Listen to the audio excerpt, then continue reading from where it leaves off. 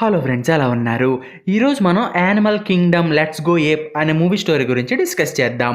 అంగవైకల్యం కలిగిన ఒక ఏపు తన బుద్ధిబలాన్ని వాడి తన జాతికి నాయకుడిగా ఎలా ఎదగగలిగింది అనేదే ఈ మూవీ యొక్క మెయిన్ స్టోరీ. ఈ మూవీ స్టార్టింగ్లో ఒక కోతుల గుంపు తమ పూర్వీకులకు చెందిన ఒక చెట్టు దగ్గరికి వెళ్ళి డాన్సులు వేస్తూ తమ నాయకుడైన సిమియాన్కి కంగ్రాచులేషన్స్ చెప్తూ ఉంటాయి. యాక్చువల్గా ఆ రోజు సిమియాన్ వైఫ్కి డెలివరీ అవుతూ ఉంటుంది. అక్కడే సిమియాన్ అసిస్టెంట్ అయిన వ్లాదిమిర్ సిమియాన్ వైఫ్కి డెలివరీ చేసి తర్వాత సిమియన్ దగ్గరికి వచ్చి సిమియన్ని అతని వైఫ్ దగ్గరికి తీసుకెళ్తాడు. సిమియన్ వైఫ్కి ఇద్దరు కావల పిల్లలు పుడతారు. సిమియన్ అక్కడికి వెళ్ళగానే వ్లాదిమిర్ బాగా హెల్దీగా అండ్ స్ట్రాంగ్గా ఉన్న ఒక కోతి పిల్లని సిమియాన్కి చూపిస్తాడు. ఆ కోతి పిల్లని చూసి సిమియను ఈ పిల్లాడికి నాయకుడు అవగలిగే లక్షణాలు అన్నీ కూడా ఉన్నాయని అనుకుని అతనికి వాన్యా అని పేరుని పెడతాడు. వాన్యా సిమియన్ వైఫ్కి పుట్టిన చిన్న కొడుకు. నెక్స్ట్ వ్లాదిమిర్ సిమియాన్కి అతని పెద్ద కొడుకుని చూపించి ఈ పిల్లాడు చాలా వీక్గా ఉన్నాడు, ఇతనికి ఒంటి పైన జుట్టు కూడా లేదు, అలాగే ఇతను పెద్ద అయ్యాక ఇతను తన పనిని తానే చేసుకోలేడని సిమియాన్కి చెప్తాడు. అదే టైంలో అక్కడికి ఒక కోతి మంత్రగత్తె వచ్చి, చూసావా నీ పెద్ద కొడుకు ఎలా ఉన్నాడో, ఇతను నీ నాయకత్వానికి కలంకం తెచ్చేలాగా ఉన్నాడు, కాబట్టి నువ్వు నీ పెద్ద కొడుకుని చంపేయని సిమియాన్కి చెప్తుంది. ఆమె మాటలు విని సిమియాను తన పెద్ద కొడుకుని చంపేయాలని డిసైడ్ అయ్యి అతన్ని వ్లాదిమిర్కి ఇచ్చి నువ్వు ఈ పిల్లాన్ని తీసుకెళ్ళి నక్కలకి ఆహారంగా వేసేయని ఆర్డర్స్ ఇస్తాడు. నెక్స్ట్ సిమియాను తన వైఫ్ దగ్గరికి వెళ్ళి మనకు పుట్టిన పిల్లల్లో ఒక పిల్లాడు చనిపోయాడని ఆమెకు అబద్ధం చెప్తాడు. ఆ టైంలో సిమియాన్ వైఫ్ చాలా బలహీనంగా ఉంటుంది. ఇప్పుడు ఆమెకు తన కొడుకు చనిపోయాడని తెలియడంతో బాగా కుంగిపోయి బ్రతికి ఉన్న పిల్లాడిని జాగ్రత్తగా చూసుకోమని సిమియాన్కి చెప్పి ఆమె చనిపోతుంది. ఇంకో పక్క వ్లాదిమిర్ ఒక చెట్టు కొమ్మ చివరకు వెళ్ళి అక్కడే చెట్టు కింద ఉన్న నక్కకి ఆహారంగా వీక్గా పుట్టిన పిల్లాడిని పడేద్దామని అనుకుంటాడు. కానీ ఆ కోతి పిల్ల వ్లాదిమిర్ చేయి పట్టుకుని అస్సలు వదలదు. అది చూసి వ్లాదిమిర్కి ఆ కోతి పిల్ల మీద జాలి కలుగుతుంది. కానీ అప్పుడే సిమియాను తన వైఫ్ చనిపోయిందని చాలా బాధపడి గట్టిగా అరుస్తాడు. ఆ అరుపులు విని వ్లాదిమిర్ బాగా భయపడిపోయి ఆ టెన్షన్లో కోతి పిల్లని కిందకి విసిరేస్తాడు. బట్ ఆ కోతి పిల్ల చాలా చిన్నగా అండ్ తేలిగ్గా ఉండడంతో అది చెట్టుగా ఉన్న ఆకుల పైన పడుతూ తీగల మధ్యకి వెళ్ళి తీగల్లో ఇరుక్కుపోతుంది.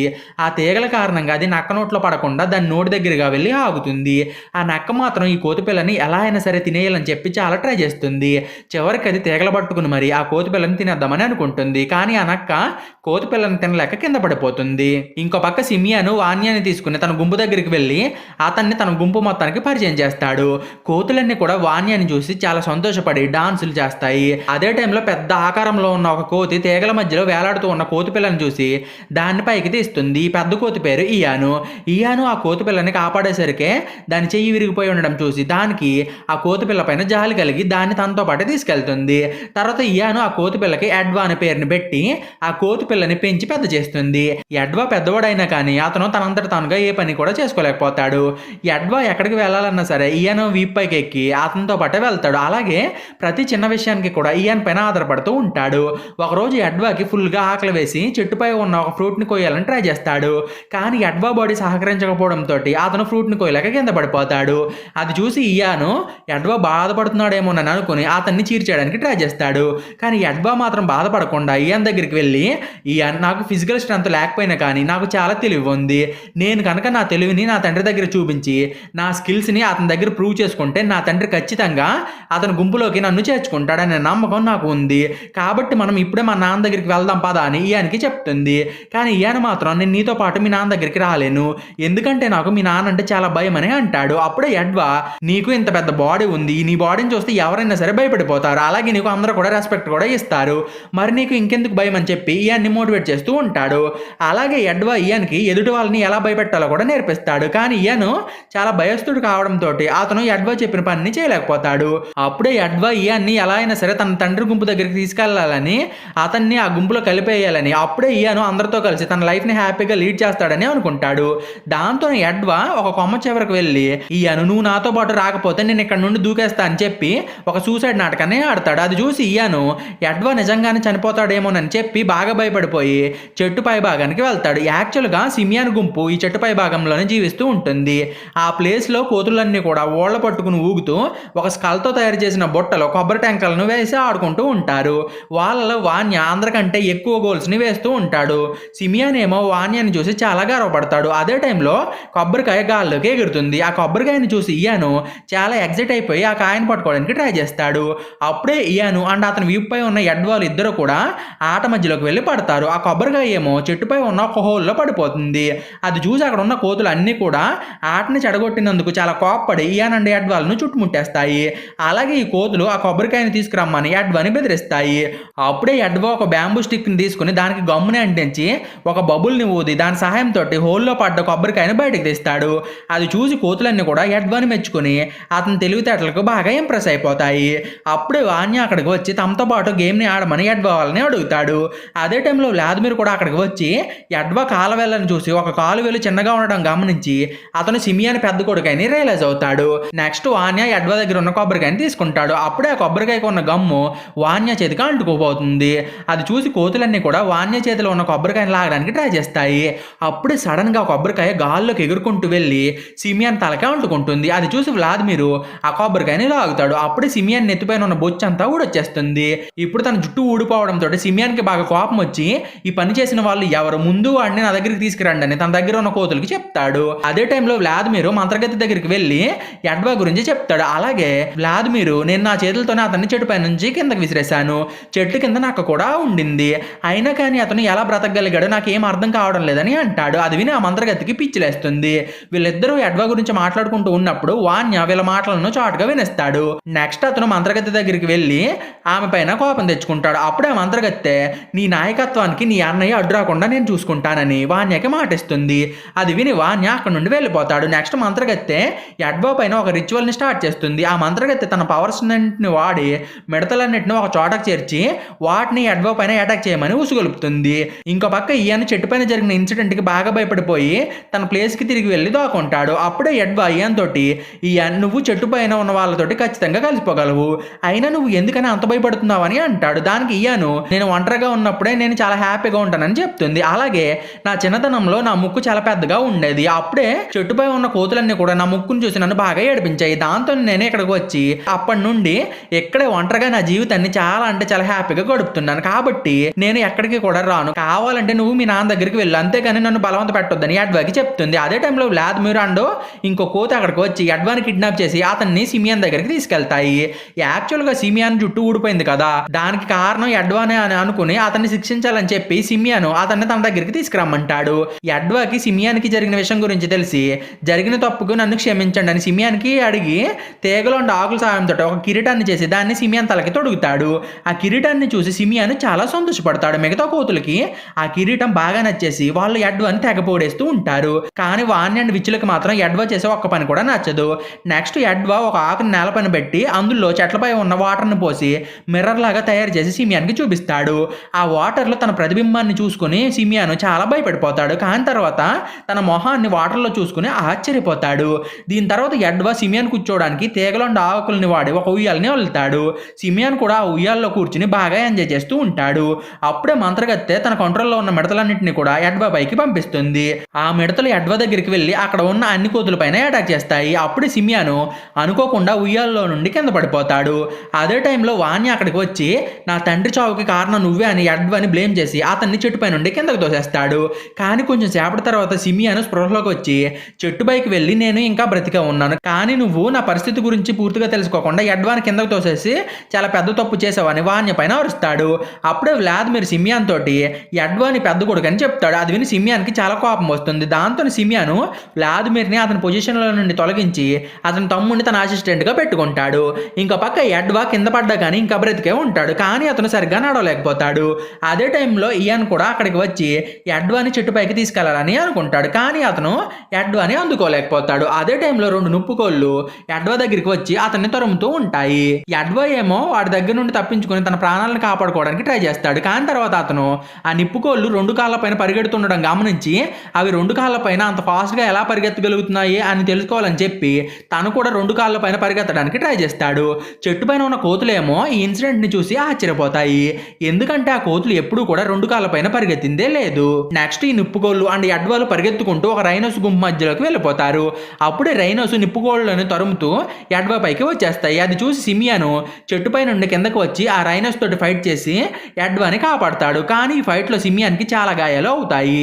అతను చనిపోయే ముందు ఎడ్వాని పిలిచి ఎడ్వా నువ్వు నన్ను క్షమించని ఎడ్వాకి చెప్పి చనిపోతాడు. అప్పుడే వాన్య కిందకు వచ్చి తన డాడ్ బాడీని పైకి తీసుకెళ్తూ నువ్వు మా గుంపులో కలవాలని ఇంకెప్పుడు కూడా ట్రై చేయకు, నీ కారణంగా నాన్న చనిపోయాడని ఎడ్వాకి వార్నింగ్ ఇచ్చి చెట్టు పైకి వెళ్ళిపోతాడు. చెట్టు పైన మంత్రగత్తె సిమియాన్ బాడీకి రిచువల్ చేస్తూ వాన్య నువ్వు మీ నాన్న బాడీని తిని మోక్ష మోక్షాన్ని పొందు, ఈ గుంపుకి నాయకుడు అవ్వు, అలాగే నువ్వు ఈ గుంపులో నీకు నచ్చిన అమ్మాయిని త్వరగా పెళ్లి చేసుకొని చెప్తుంది. వాన్య కూడా ఆ మంత్రగత్తి చెప్పినట్టే చేస్తూ ఉంటాడు. అదే టైంలో ఎడ్వా చెట్టు పైకి వచ్చి నువ్వు నాన్న బాడీని తినడానికి వీల్లేదని గట్టిగా అరుస్తాడు. తర్వాత అతను చెట్టు కింద పడిపోయి ఉన్న కిరీటాన్ని వాన్యకి ఇచ్చి ఎప్పటి నుండి నువ్వే ఈ గుంపుకి నాయకుడుగా ఉండని వాన్యకి చెప్తాడు. కానీ వాన్య మాత్రం అహంకారంతో నాకు ఈ క్రౌన్ ఏమి వద్దు అని చెప్పి దాన్ని తీసుకెళ్లి చనిపోయిన తన నాన్న బాడీ పైన పెట్టేస్తాడు. అప్పుడే విచ్చు వాళ్ళ దగ్గరికి వచ్చి నీకు ఎంత ధైర్యం ఉంటే రిచువల్ ని ఆపుతావని ఎడ్వాని తిట్టి వాన్య నువ్వు త్వరగా మీ నాన్న బాడీని తిను అని అతనికి చెప్తుంది. ఎడ్వా మాత్రం విచ్చికి ఎదురు తిరుగుతాడు. కరెక్ట్ గా అదే టైంలో పెద్ద ఉరుము వస్తుంది. దాని సౌండ్ ను విని కోతులన్నీ బాగా భయపడిపోయి సిమియా బాడీని అక్కడే వదిలేసి తమ తమ ఇళ్లలోకి వెళ్ళిపోతాయి. ఎడ్వా మాత్రం తన నాన్న బాడీ దగ్గర ఉంటాడు. అప్పుడు ఇయాన్ కూడా అక్కడికి వస్తాడు. నెక్స్ట్ ఎడ్వా ఇయాన్ సహాయంతో సిమియాన్ని చెట్టుపై నుండి కింద పడేసి అతని బాడీని రాళ్లతోటి కప్పెట్టేస్తాడు. అప్పుడే ఒక పిడుగు చెట్టుకి దగ్గరగా వచ్చి పడి కొమ్మకి నిప్పులు అంటుకుంటాయి. ఆ మంటలను చూసి ఎడ్వా వాటి దగ్గరికి వెళ్ళి ఒక పొల్లకి ఆ మంటలని అంటిస్తాడు. కానీ అప్పుడే ఒక పెద్ద సుడిగాలు కూడా వస్తుంది. దాంతో ఎడ్వా మళ్ళీ చెట్టు పైకి వెళ్ళాలని ట్రై చేస్తాడు. వీళ్ళతో పాటు వ్లాదిమిర్ కూడా ఉంటాడు. కానీ చెట్టు పైన ఉన్న కోతులేమో వీళ్ళని పైకి రానివ్వకుండా వీళ్ళని సుడిగాల్లోకి తోసేస్తాయి. ఆ సుడిగాల్లో ఎడ్వా ఒక ఫీమేల్ మంకీని చూసి దాన్ని రక్షించడానికి ట్రై చేస్తాడు. కానీ ఆ మంకీ సుడిగాల్లో నుండి బయటకు వచ్చి ఒక కొండ అంచున పడిపోతుంది. అది చూసి ఎడ్వా ఆమె దగ్గరికి వెళ్ళి ఆమెను సేవ్ చేస్తాడు. తర్వాత ఆ మంకీ స్పృహలోకి వచ్చి ఎడ్వాని చూసి అతన్ని లాగి పెట్టి ఒక్కటి పీకుతుంది. అలాగే అది ఎడ్వాకి అర్థం కాని భాషలో మాట్లాడుతూ ఉంటుంది. ఎడ్వా ఫీమేల్ మంకీ బాధపడుతూ ఉండడం చూసి ఆమెను ఓదార్చడానికి ట్రై చేస్తాడు. కానీ ఆమె మాత్రం ఎడ్వాని కరిచేసి అక్కడ నుండి పారిపోవాలని ట్రై చేస్తుంది. బట్ ఎడ్వా మాత్రం ఆమె వెనకాల వెళ్తాడు. అతను ఫీమేల్ మంకీ వెనకాల వెళ్ళేటప్పుడు నానా తెప్పలు పడతాడు. అది చూసి ఆ మంకీకి ఎడ్వా పైన జాలి కలిగి అతని దగ్గరికి వెళ్ళి తన పేరు లూసీ అని ఎడ్వాకి చెప్తుంది. ఇలా ఎడ్వా అండ్ లూసీలు మంచి ఫ్రెండ్స్ అవుతారు. ఎడ్వా లూసీకి నడవడం నేర్పిస్తాడు. ఎడ్వా లూసీతోటి క్లోజ్ గా ఉండడం చెట్టుపై ఉన్న కోతులన్నీ కూడా చూస్తాయి. నెక్స్ట్ ఎడ్వా తన గతం గురించి లూసీకి చెప్పి ఆమెను ఆ చెట్టు దగ్గరికి తీసుకెళ్తాడు. అతను వెళ్ళేటప్పుడు ఒక కర్రను తీసుకుని దానికి నిప్పు అంటించుకుని తీసుకెళ్తాడు. ఆ నిప్పును చూసి చెట్టుపై ఉన్న కోతులన్నీ కూడా చాలా భయపడిపోతాయి. విచ్చేమో ఎడ్వా వల్ల నీకు ప్రమాదం జరుగుతుందని వాన్యకి చెప్పి అతన్ని రచ్చగొడుతుంది. అప్పుడే వాన్య మిగతా కోతులతోటి ఎడ్వా వాళ్ళని అక్కడ నుండి వెళ్ళగొట్టమని చెప్తాడు. దాంతో ఆ కోతులన్నీ కలిసి రాళ్లతోటి ఎడ్వా వాళ్ళపైన అటాక్ చేస్తాయి. అది చూసి ఎడ్వా నేను నిప్పు సహాయంతో కోతులన్నిటికీ హెల్ప్ చేద్దామని అనుకుంటే అవి నా పైన అటాక్ చేస్తున్నాయి అని అనుకుంటూ లూసీని తీసుకుని ఆ చెట్టు దగ్గర నుండి దూరంగా వెళ్ళిపోతాడు. నెక్స్ట్ అతను దగ్గరలో ఉన్న గుహలోకి లూసీని తీసుకెళ్తాడు. అక్కడ ఎడ్వా నిప్పు ఆరిపోకుండా దాన్ని వెలిగిస్తూనే ఉంటాడు. వాళ్ళకి ఆ ప్లేస్ లో ఒక నక్క కూడా క్లోజ్ అవుతుంది. ఇదిలా ఉండగా లూసీకి ఎడ్వా పైన ఫీలింగ్స్ పెరిగి అతని దగ్గరికి వెళ్తుంది. అప్పుడే ఎడ్వా అండ్ లూసీలు ఇంటిమేట్ అవుతారు. ఇదంతా కూడా చెట్టుపై ఉన్న కోతులు చూసేస్తాయి. ఆ నెక్స్ట్ డే ఎడ్వా లూసీకి వేటాడడం, రాళ్లతో చెట్టుపై ఉన్న ఫ్రూట్స్ ని తెంపడం, స్టోన్స్ తో ఆయుధాలు చేయడం, ఇంకా మంట వెలిగించడం లాంటివి నేర్పిస్తూ ఉంటాడు. ఎడ్వా జంతువులను వేటాడి వాటి మాంసాన్ని కాల్చి తింటూ ఉంటాడు. ఆ మాంసం వాసనను చూసి చెట్టుపై ఉన్న కోతులన్నీ కూడా బాగా అట్రాక్ట్ అవుతూ ఉంటాయి. దీని తర్వాత కోతులన్నీ కూడా ఆ మంత్రగత్తె మనకి పిచ్చి పిచ్చి మాటలు చెప్పి మనల్ని భయపెట్టి ఆమెకు బానిసలాగా చేసుకుందనే విషయాన్ని రియలైజ్ అవుతారు. దాంతో అన్ని కోతులు కలిసి ఎడ్వా దగ్గరికి వెళ్ళి అతన్ని తమ నాయకుడుగా ఉండమని ఎడ్వాని అడుగుతాయి. అప్పుడే లూసీకి కోతులన్నీ తమని రాళ్లతో కొట్టిన విషయం గుర్తొచ్చి ఆ కోతులన్నింటినీ కూడా అక్కడ నుండి వెళ్ళిపోమంటుంది. కానీ ఎడ్వా మాత్రం లూసీ ఇప్పుడు నాకు నాయకుడిగా ఉండడానికి ఒక అవకాశం వచ్చింది, నేను దీన్ని ఎలా అయినా సరే వినియోగించుకోవాలని లూసీకి సర్ది చెప్పి అక్కడికి వచ్చిన కోతులతోటి మీరంతా కష్టపడి పనిచేస్తేనే నా దగ్గర ఉండండి అని చెప్తాడు. దానికి అన్ని కోతులు కూడా ఒప్పుకుంటాయి. నైట్ అయ్యాక ఎడ్వా తను క్రియేట్ చేసిన మ్యూజిక్ ని ప్లే చేస్తూ ఉంటే కోతులన్నీ కూడా ఆ మ్యూజిక్ ని వింటూ ఫుల్ గా ఎంజాయ్ చేస్తూ ఉంటాయి. వాన్య అండ్ అతని వైఫ్ మాత్రం చెట్టు పైన ఉండి మిగతా కోతులను చూస్తూ ఉంటారు. అప్పుడే మంత్రగత్తె వాన్య దగ్గరికి వచ్చి వాన్య నేనే ఇక్కడ నుండి వెళ్ళిపోయిన కోతులన్నింటినీ కూడా నీ దగ్గరికి తిరిగి వచ్చేలాగా చేస్తానని చెప్తుంది. ఇంకో పక్క ఎడ్వా కోతులకి 2 కాళ్ళపైన నడవడం నేర్పిస్తుంది. అప్పటి నుండి కోతులన్నీ కూడా నేలపైన ఇళ్ళని నిర్మించుకుంటూ ఫుడ్ ని గ్యాదర్ చేసుకుంటూ ఒక స్ట్రాంగ్ యూనిట్ గా మారిపోతాయి. ఎడ్వా అండ్ లూసీలేమో తమ ఫస్ట్ బేబీని ఎక్స్పెక్ట్ చేస్తూ ఉంటారు. ఇది ఇలా ఉండగా ఒక రోజు మంత్రగత్తె మిడతల దండుని నేలపై ఉన్న కోతులపైకి పంపిస్తుంది. ఆ మిడతలు కోతుల ఫుడ్ ని తినేసి వాటి నిర్మాణాలను నాశనం చేసేస్తాయి. దాంతోనే కోతులన్నింటికి కూడా పిచ్చ కోపం అనేది వస్తుంది. ఇంత జరిగినా కూడా ఎడ్వా రెస్పాండ్ అవ్వకపోవడంతో కోతులన్నీ కలిసి ఇదంతా చేసింది వాన్యనే అని అనుకుని అతను ఉన్న చెట్టుని నరికేయడానికి బయలుదేరతాయి. వీళ్ళు చెట్టు దగ్గరికి వెళ్ళగానే వాన్య చెట్టు దిగి అన్ని కోతులని తనతో ఫైట్ చేయమని ఛాలెంజ్ చేస్తాడు. వాన్య కింద ఫైట్ చేస్తూ ఉన్నప్పుడు అనుకోకుండా ఆ చెట్టుకి మంటలు అంటుకుంటాయి. ఆ మంటల్లో వాన్య వైఫ్ చిక్కుకుపోతుంది. అది చూసి ఎడ్వా తన ఫ్రెండ్ అయిన నక్కకి ఒక తీగని కట్టి తనకి కూడా ఆ తీగ రెండో సైడ్ ని కట్టుకుని ఆ నక్కతో తీగని లాగమని చెప్తాడు. అప్పుడే ఎడ్వా ఆ తీగ సహాయంతో చెట్టుపైకి వెళ్ళి వాన్య వైఫ్ ని సేవ్ చేస్తాడు. అప్పుడే సడన్ గా చెట్టుపై ఉన్న ఒక కొమ్మ ఎడ్వా పైన పడుతుంది. అది చూసి కోతులన్నీ భయపడిపోయి అక్కడ నుండి పారిపోతాయి. కానీ వాన్య మాత్రం ఎడ్వాని సేవ్ చేస్తాడు. కొంచెం సేపటి తర్వాత ఆ చెట్టు మొత్తం కూడా పూర్తిగా కాలిపోయి పేలిపోతుంది. ఆ మంత్రగతి ఏమో చెట్టుతో సహా కాలిపోతుంది. ఇదంతా అయిపోయిన తర్వాత వాన్య కాలిపోయిన చెట్టును చూసి చాలా బాధపడతాడు. అప్పుడే ఎడ్వా, వాన్య నీకు నేను ఉన్నాను, నువ్వు కూడా నాతో పాటు వచ్చి నా దగ్గరే ఉండని అంటాడు. అది విని వాన్య చాలా హ్యాపీగా ఫీల్ అయ్యి ఎడ్వాని బ్రదర్ అని పిలిచి హగ్ చేసుకుంటాడు. అలా వాన్య ఫ్యామిలీ అండ్ ఎడ్వా ఫ్యామిలీ దగ్గర అవుతారు. వ్లాదిమిర్ మాత్రం మన దగ్గర ఫుడ్ మొత్తం కూడా అయిపోయింది అని చెప్పి ఏడుస్తూ ఉంటాడు. ఆ మాటలు విని మిగతా కోతులు కూడా సాడ్ గా ఫీల్ అవుతాయి. అప్పుడే ఎడ్వాకి దూరంగా ఉన్న ఒక వాటర్ ఫాల్ కనిపిస్తుంది. దాంతో ఎడ్వా మనందరం ఆ వాటర్ ఫాల్ దగ్గరికి వెళ్దామని చెప్తాడు. కానీ అతని మాటలను ఎవరు కూడా పట్టించుకోరు. అప్పుడే వాన్య గట్టిగా అరిచి ముందు మనందరం కూడా మన నాయకుడు మాట విందామని అంటాడు. నెక్స్ట్ ఎడ్వా అన్ని కోతుల్ని తీసుకుని ఆ వాటర్ ఫాల్ ప్లేస్ దగ్గరికి వెళ్తాడు. అక్కడికి వెళ్ళగానే కోతులన్నీ కూడా చాలా హ్యాపీగా ఫీల్ అయిపోతాయి. ఎందుకంటే ఆ ప్లేస్ లో వీళ్ళకి కావాల్సిన అన్ని రకాల వసతులు ఉంటాయి. అక్కడే ఎడ్వా తన ఫ్రెండ్ అయిన ఇయాన్ కూడా కలుసుకుంటాడు. అతన్ని చూసి ఎడ్వా చాలా హ్యాపీ అయిపోతాడు. ఇక్కడితోటి ఈ మూవీ ఎండ్ అవుతుంది. మీకు ఈ వీడియో నచ్చిందని అనుకుంటున్నాను. ఒకవేళ మీకు కనుక ఈ వీడియో నచ్చితే ఒక లైక్ కొట్టి కామెంట్ చేయండి, ఓకేనా? సో ఈ రోజు కింద ఫ్రెండ్స్ మీకు కనుక ఎక్స్ప్లెనేషన్ నచ్చితే ఛానల్ సబ్స్క్రైబ్ చేసి గంట సింబల్ని ఆన్లో పెట్టుకోండి.